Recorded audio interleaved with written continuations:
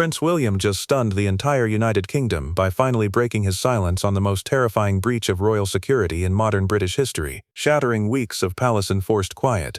With a revelation so devastating, it has forced the future king and queen to abandon their family home under cover of darkness. Standing in the shadowed hallway of an undisclosed royal estate, his voice growly with a father's raw fury, William confirmed what Kensington Palace had spent nearly a month trying to bury beneath layers of official denials and carefully worded statements about routine maintenance. The Prince of Wales, guardian of a family he had sworn upon his mother's memory to protect at all costs, has broken the most sacred vow the modern monarchy demands of its heirs. The vow of institutional silence, because a catastrophic discovery beneath the very floorboards where his children slept has left him no other choice. What exactly did those Windsor engineers unearth in the frost-covered soil beneath Adelaide Cottage that sent Catherine into a state of trembling collapse? Why did William explicitly forbid every royal protection officer from speaking a single word about the network of forgotten tunnels running directly beneath George, Charlotte, and Louis's bedrooms? And what dark hidden obsession by a nameless intruder finally compelled the future king to grab his children in the dead of night and flee the estate that was meant to be their sanctuary? The morning it began was unremarkable. The sort of pale, mist-laden February dawn that settles over the Windsor estate like a shroud, muffling the world in a silvery hush. Adelaide Cottage sat quietly amid the ancient parkland, its cream-colored Georgian facade softened by the frost clinging to the ivy, its mullioned windows glowing faintly with the amber light of early breakfast. Inside, the Wales family moved through their morning rituals with the unhurried grace of a household that believed itself, finally, to be safe. Catherine had chosen this cottage precisely for its modesty, its 4 bedrooms, its lack of grandeur, its promise of ordinariness for children who would one day inherit a weight most adults could not bear. There were no gilded ceilings here, no Van Dyck portraits watching from shadowed corridors, no long marble halls echoing with the ghosts of centuries.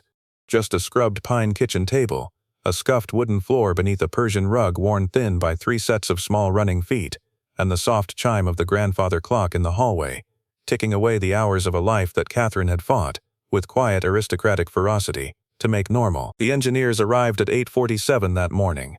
3 men in charcoal overcoats, clipboards in hand, their polished Oxford shoes crunching against the gravel drive. They had been dispatched by the Crown Estate for what the paperwork described as a routine structural inspection, the sort of quarterly evaluation that had become standard practice for every occupied royal residence since the Great Windsor Fire of 1992. Nothing about their arrival suggested that within 72 hours, the entire foundation of the Wales family's private life would be ripped apart and rebuilt as something far darker than any of them had imagined. Catherine had greeted them briefly at the door, offered them tea, and then gathered her children for the school run, the ordinary choreography of an ordinary morning. She would remember, later, the way the youngest of the engineers, a man barely 30 with tired eyes, had glanced twice at the wooden paneling in the hallway before following his colleagues down toward the cellar door. By mid-afternoon, everything had changed. The senior engineer, a man named only in later confidential reports as Structural Officer M, had descended into the cellar with a handheld ground-penetrating radar unit, the sort of device used to detect voids, subsidence, and hidden cavities beneath old buildings. Adelaide Cottage, after all, had been built in 1831 as a grace and favor retreat for Queen Adelaide herself, and its foundations had been layered upon foundations, generation after generation, king after king. What the radar returned that afternoon was not the smooth, uniform density of packed earth and Victorian brick. It was a shape. A long, narrow, unmistakably deliberate shape running the entire length of the cottage, branching off in 2 directions like the arms of a crucifix, extending far beyond the property line into the wooded parkland beyond. A tunnel. And not just any tunnel. A tunnel that appeared, according to the radar's terrifying precision, to have been recently disturbed. The engineer sat back on his heels in the dim cellar light, the beam of his torch trembling slightly against the ancient stone floor, and did what any professional would do in that moment. He called his supervisor. His supervisor called the Crown Estate. The Crown Estate called Kensington Palace.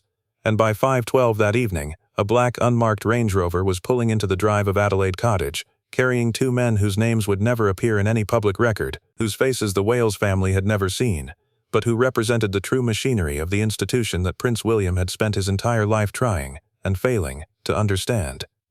The men in grey had arrived. For those who have studied the Windsor apparatus from within, the arrival of these figures is always the moment when ordinary life ends and something else begins. They wore charcoal suits cut with the precision of Savile Row, their polished Oxford shoes making almost no sound against the gravel, their cold eyes assessing every window, every sightline, every possible vector of approach. They carried no visible weapons. They needed none. They were the invisible architects, the silent operators, the men who had for decades moved through the shadows of every royal residence, shaping the flow of information, containing the leaks, managing the crises before the family themselves even knew a crisis existed. They were never royals by blood. They served no monarch personally. They served the institution itself, that vast, ancient, ruthless machinery of the palace that had crushed Diana Spencer beneath its wheels a quarter-century earlier, and had, in the years since, learned only to become more efficient, more silent, more absolute in its power. Catherine returned from the school run at 3:45 with the children.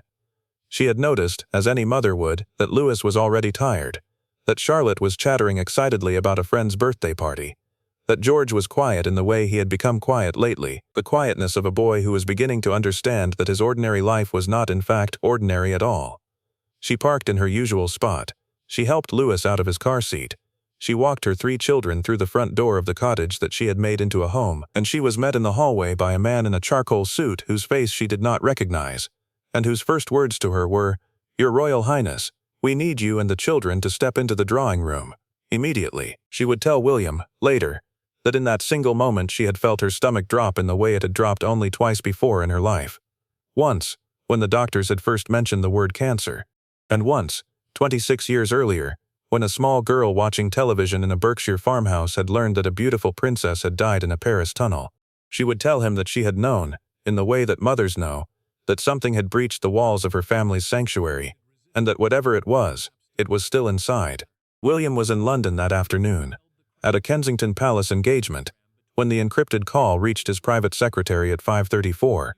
The account of what happened next has been pieced together from 3 separate sources within the royal protection apparatus, sources whose careers would be ended instantly if their names were ever spoken aloud. William was in the middle of a conversation with a Commonwealth dignitary when his private secretary approached him, leaned close, and whispered 7 words into his ear. William's face, according to the dignitary who spoke of it later only in the strictest confidence, went completely, utterly white. He excused himself with the practiced grace of a man raised inside the institution. He walked calmly to the private corridor. And then, the moment the door closed behind him, he ran. He ran through Kensington Palace like a man possessed, his Oxford shoes slapping against the marble, his heart hammering against his ribs, because the 7 words his private secretary had whispered were these: "There is a tunnel beneath the children's bedrooms." The drive from London to Windsor takes, on a normal afternoon, roughly 40 minutes. The convoy carrying the Prince of Wales made it in 22. He arrived at Adelaide Cottage at 6:19 to find his wife sitting on the edge of the sofa in the drawing room, her hands folded so tightly in her lap that her knuckles had gone bone white, her 3 children playing with a puzzle on the rug at her feet, blissfully unaware that the 4 men standing along the walls of the room were not palace staff, were not friends of Mummy and Daddy, but were the harbingers of something that was about to change their small lives forever. William did not speak. He crossed the room in 3 long strides, knelt on the floor beside his wife, and took her trembling hands in his. Catherine, whose composure had held through cancer, through public scrutiny, through the relentless machinery of royal life, finally broke. She whispered a single sentence into her husband's ear, a sentence that one of the protection officers present would later describe as the sound of a mother's soul being cut in half. What she whispered was this: "William, someone has been watching them." The investigation that followed unfolded over the next 36 hours with a speed and secrecy that even by the standards of the palace apparatus was extraordinary. The tunnel was mapped by a specialist team flown in from a defense research facility in Wiltshire, men who arrived in unmarked vans, and who signed non-disclosure agreements written in language so severe that one of them was reportedly reduced to a state of visible sweat as he read them. What they discovered beneath Adelaide Cottage was not, as the initial radar sweep had suggested, a single tunnel. It was a network, a branching, mapped, deliberately maintained network of subterranean passages that dated, in their oldest sections, to the reign of William IV, and in their more recent sections, to a period of construction that appeared to have taken place sometime in the mid-20th century, likely during the paranoid years of the early Cold War, when the royal estate had been quietly fortified against the possibility of nuclear attack. These tunnels had been forgotten, unrecorded on any modern Crown estate map, erased from the institutional memory of the palace with the same efficient thoroughness with which the institution had always erased what it wished not to remember. But someone had remembered them. The evidence of recent human activity was found in the 3rd branch of the network, a narrow passage that ran directly beneath the eastern wing of Adelaide Cottage, terminating in a small, roughly excavated chamber positioned, according to the forensic surveyors, precisely 3 meters below the floor of the bedroom in which Prince George slept every night. The chamber contained a folding camp chair, a thermal sleeping bag, 3 empty water bottles, a battery-powered LED lantern, and, in a small waterproof case tucked into the corner, a black leather notebook whose contents, when they were finally opened and examined by the palace's forensic team at 2:47 in the morning on the 3rd day, would send the future King of England into a state of paternal rage so absolute that the 2 protection officers present would later confess they had genuinely feared he would strike one of them. The notebook was a log of the Wales family's daily lives. Catherine's morning routine, timed to the minute. The school-run schedule, mapped in obsessive detail. George's bedtime, Charlotte's piano practice, Louis's afternoon nap. The nights William was in London, the nights Catherine dined alone. The precise sequence of lights turning off in each room, floor by floor, hour by hour, night by night. The log stretched back, according to the ink analysis performed by a forensic document examiner at 4:12 that same morning, at least 14 months. 14 months of a nameless, faceless individual sitting 3 meters beneath the sleeping bodies of the future king's children, listening, recording, observing, waiting. For what? No one yet knew. The palace machinery moved swiftly. By dawn on the 3rd day, Adelaide Cottage had been evacuated. Catherine had gathered the children in the pre-dawn darkness, wrapping Louis in a thick woolen blanket, whispering to Charlotte that they were going on an adventure, meeting George's silent, knowing eyes with a look that no 10-year-old boy should ever have to see on his mother's face. William carried Louis to the car himself. Catherine held Charlotte's hand. George walked beside his father, his small back straight, his jaw set in a way that reminded William, with an ache so deep it took his breath away, of his own younger brother walking behind their mother's coffin in September of 1997. They had fled. In the dead of a February morning, the future King and Queen of England had fled their home like refugees, and the country had known nothing of it. Adelaide Cottage stood empty, its cream-colored facade lit by the rising sun, its mullioned windows dark, the grandfather clock in the hallway ticking on in the silence, marking the hours of a family that would never return. For nearly 3 weeks, the story was contained. The palace communications machinery, that vast and ruthless apparatus, worked at full capacity to bury it. A statement was issued about a temporary relocation for family reasons. A vague reference was made to planned renovations. The tabloids, ever hungry, snapped at the edges of the story but could not penetrate its center. Behind the scenes, however, the investigation had ballooned into something that even the most seasoned members of the Royal Protection Command had never before encountered. Because as the specialist teams dug deeper into the tunnel network, and as forensic analysts pored over every page of the black leather notebook, a second, far more disturbing pattern had begun to emerge. The intruder had not been alone. There was a second set of fingerprints on the water bottles, a second boot print in the soft earth of the chamber, and, most terrifying of all, a second handwriting sample on the final 3 pages of the notebook, a hand that was different from the primary observer, a hand that had written, in careful block capitals across the bottom of the last entry, a single sentence that had caused the lead forensic analyst to physically drop his magnifying glass onto the desk when he first read it. The sentence read, "When do we take him? Take who?" That was the question that had consumed William for the 17 days that followed. Take George? Take Louis? Take Catherine herself? The forensic team could not answer. The intelligence services could not answer. The men in gray, for all their vast invisible reach, could not answer. And into that terrifying vacuum of not knowing, William had begun to unravel in a way that only those closest to him had ever witnessed.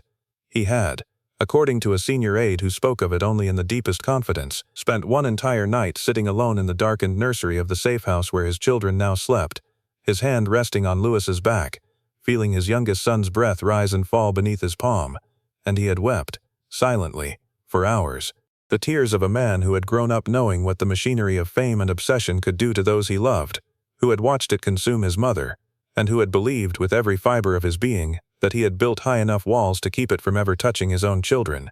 He had been wrong. The memory that came to him, sitting in that darkened nursery, was of a summer evening in 1995. He had been 13 years old. Kensington Palace had smelled, as it always did in August, of the white gardenias his mother favored in the vast crystal vases lining the drawing room. Diana had been sitting on the floor beside the fireplace, her legs tucked beneath her, a glass of iced water in her hand, and she had been speaking to him with a seriousness that even then, at 13, he had understood was different. "William," she had said, her voice low and even, "there will come a day when the walls will not be enough, when the guards will not be enough, when the palace itself will not be enough. And on that day, my darling, you must trust only your instincts, not the men in the suits, not the men with the clipboards, your instincts. Do you understand me?" He had nodded, uncomprehending, a boy still too young to grasp what his mother, in her extraordinary and prophetic clarity, had already understood about the world he would inherit.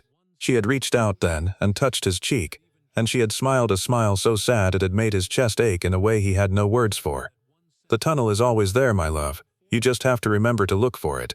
The tunnel is always there." He had not thought of those words in 29 years. And now, sitting in the darkness of a safe-house nursery 3 meters above no tunnel at all, above only solid, blessed earth, he understood, with a shattering clarity, that his mother had known. Not the specifics, not the details, but the pattern, the shape of the thing. The ruthless machinery of a life lived in the crosshairs of a public that did not, and would never, respect the sanctity of a family's private rooms. The rotary phone in the safe-house study rang at 11:47 on the night of the 18th day. William had been sitting in a wingback chair beside the fire, a glass of untouched whiskey in his hand, and he had known, in the way that men come to know these things, exactly who was calling before he lifted the receiver. His brother's voice, when it came through the crackle of the encrypted line, was stripped of every layer of the estrangement, the resentment, the years of public wounding. It was the voice of a 15-year-old boy again, the voice of Harry as he had been in a small room in Balmoral in the early hours of a September morning in 1997, and he said only 3 words: "William, talk to me." William talked, for nearly 2 hours, in a conversation whose contents no one but the 2 brothers will ever know. The Prince of Wales spoke to the brother he had not truly spoken to in years. He told him about the tunnel, about the notebook, about the second handwriting, about the sentence that had reduced a hardened forensic analyst to trembling. And Harry, on the other end of the line, from a house in Montecito 6,000 miles away, listened. When William had finished, there was a long silence, and then Harry, his voice cracked with a grief that was decades old and freshly new all at once, whispered, "It's happening again, isn't it? It's the same thing. It's the same bloody thing that killed her." William did not answer. He did not need to. Because the truth that both brothers understood, in that suspended moment between 2 continents, was that the obsession which had ended their mother's life in a Paris tunnel had not died with her. It had only shifted its form. It had only found a new object. It had only waited, in the patient darkness beneath the floorboards of an English cottage, for the next generation to become worthy prey. By the 21st day, the investigation had produced its first arrest. The primary observer, the man who had spent 14 months documenting the Wales family's every movement, was apprehended at a small rented flat in Slough, 7 miles from Windsor. His name has never been made public, and, according to the terms of the security protocols now in force, it never will be. He was, by every account, an unremarkable man, 51 years old, a former groundskeeper at a National Trust property, who had, some years earlier, developed what the psychiatric evaluation would later describe as a fixated obsession of pathological intensity with the Princess of Wales. He had studied old military survey maps of the Windsor estate. He had located a forgotten access point in a wooded area half a mile from Adelaide Cottage. He had spent months clearing debris, reinforcing collapsed sections, mapping the network. He had done all of this alone, patiently, quietly, invisibly, because the machinery of modern royal security, for all its vast expense and technological sophistication, had never once thought to look beneath the ground. But the second individual, the writer of the block capital sentence, remained at large. And it was this fact, more than any other, that had transformed William's fury into something colder, more dangerous, more resolved. Because the psychiatric evaluation of the primary observer had produced one final piece of information that had been shared with only 3 people in the entire royal apparatus, one of whom was William himself.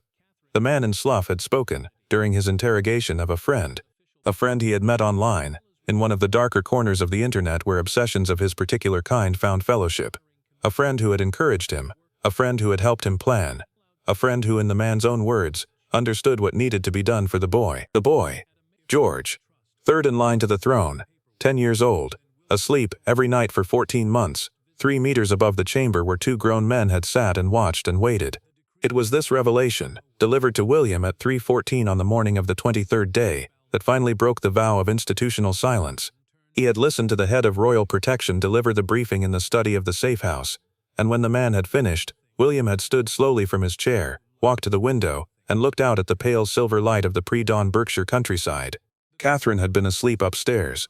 The children had been asleep down the hall. And William, staring out at a landscape that his family had shaped for 1,000 years, had made the decision that no future king of England had made in modern memory. He had decided to speak, not through the palace machinery, not through the men in gray, not through the careful filtered sanitized channels of official communication. He would speak himself, to the country, to the world, about the tunnel, about the notebook, about the men who had watched his children sleep. Because the machinery of silence, he had finally understood, was the same machinery that had killed his mother, and he would not, could not, allow it to kill his children too. The announcement was made at 9 o'clock on the morning of the 24th day. It was brief. It was devastating.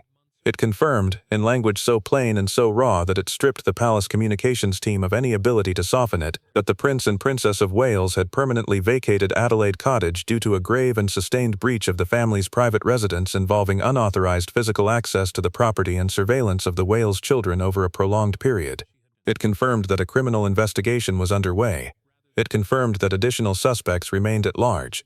And it confirmed, in the sentence that would dominate every front page in the United Kingdom by that afternoon, that the safety of our children must, and will, take precedence over every tradition, every expectation, and every institutional consideration going forward. The country stopped. Pubs in Edinburgh fell silent as landlords turned up the volume on the televisions above the bar. 20 million people watched the announcement live across the BBC, ITV, and Sky News.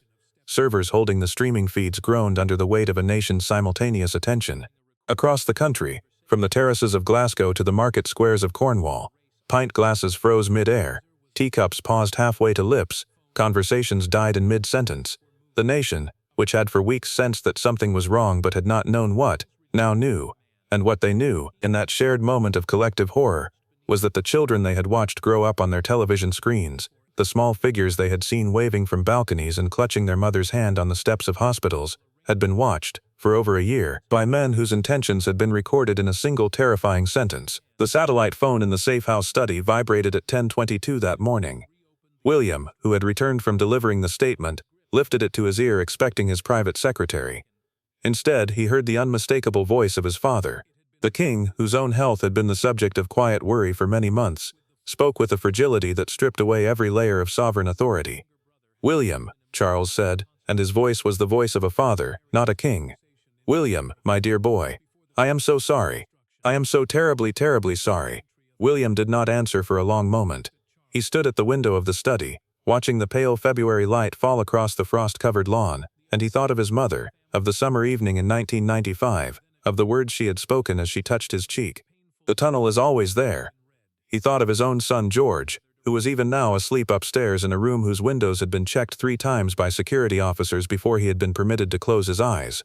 He thought of Charlotte, who had asked him, at breakfast that morning, in the careful voice of a girl beginning to understand things she was not meant yet to understand, whether they would ever be able to go home. And he thought of Louis, his baby, who was still young enough to believe that Mummy and Daddy could keep away every monster. "Father," William said finally, his voice growly, low, and utterly resolved, "the institution has to change. It has to change now, or I will not raise my children inside it." The silence on the other end of the line was long, and when Charles spoke again, his voice was heavier than William had ever heard it. "I know, my boy, I know." The physical relic of the ordeal, the black leather notebook, was sealed within a small oak box lined with archival paper and placed in a secure vault at an undisclosed royal archive, where it will remain, by order of the Prince of Wales himself, sealed and unopened for 100 years. Catherine, who had asked to see it only once and had been unable to speak for nearly an hour afterward, requested that a small silver crest be placed on the lid of the box.